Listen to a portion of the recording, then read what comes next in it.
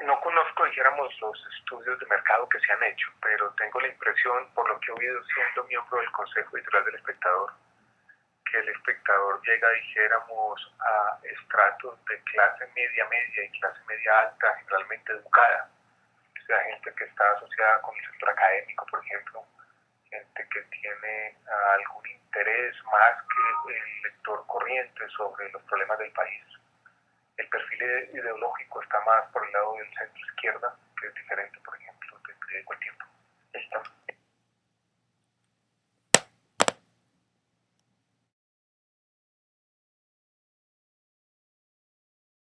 La verdad, esa aseveración que usted hace un poco fuerte, en el sentido de que el dueño del medio de comunicación, en este caso, impone ciertas prioridades.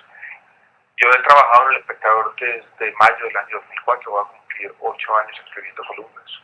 No sé qué es lo que piensan los dueños del Espectador sobre la gran mayoría de los temas. Jamás me he sentido inhibido para opinar sobre ningún tema. Jamás he sentido alguna presión, nadie me ha dicho usted debe opinar de esta manera o de la otra. Entonces yo creo que en El Espectador yo he podido, en mi caso lo digo, no sé si esta sea la generalidad de los columnistas o de los periodistas, he podido opinar con absoluta independencia y en ningún momento he sentido que los dueños del periódico, que pertenecen a un grupo empresarial importante del país, el Grupo Santo Domingo, que tiene intereses económicos evidentes, pero en ningún momento he sentido que ellos han impuesto las prioridades y que yo tenga que hacer parte de unos intereses económicos específicos. Vuelvo y repito, he tenido absoluto.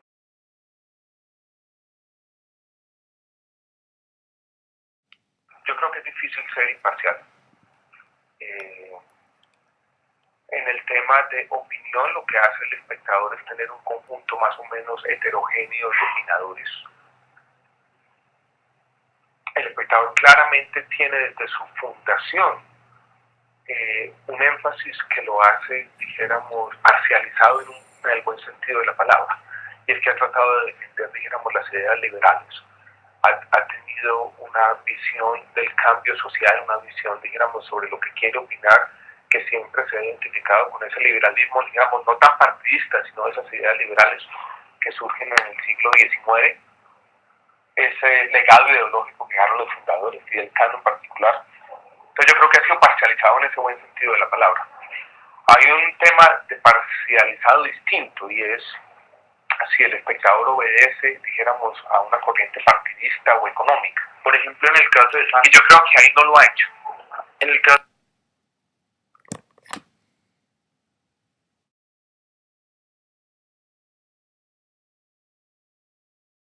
creo que tú lo dices de una manera un poco fuerte. Sí. Si uno mira, digamos, cuál ha sido la actitud del espectador con respecto al gobierno de Uribe y con respecto al gobierno de Santos, claramente va a un cambio. El espectador, editorialmente, incluso en sus noticias, hizo oposición al gobierno de Uribe, no hace una oposición similar al gobierno de Santos. Eso es evidente. Pero yo creo que decir que el espectador está haciéndole propaganda al gobierno de Santos es mentira. O sea, el espectador tiene en sus columnistas, en sus editoriales y en algunas de sus noticias de pronto coincidencias con el gobierno. Pero irse hasta el punto de decir que allí hay, digamos, un esfuerzo propagandista, aunque el espectador es simplemente casi que un vocero de los intereses del gobierno. No creo que sea así. Yo, por ejemplo, he criticado al gobierno de Santos en mis columnas, en unas más, en otras menos, pero lo he hecho y no he tenido por parte del espectador, dijéramos, ningún tipo de reacción.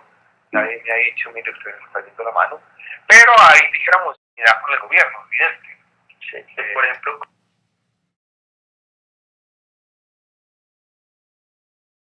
considero que razonablemente existe esa libertad de prensa. En este sentido, la principal amenaza a la libertad de prensa históricamente, cuando se comienza a discutir en la ilustración, la libertad de prensa, esa principal amenaza venía del Estado, del gobierno, del leviatán.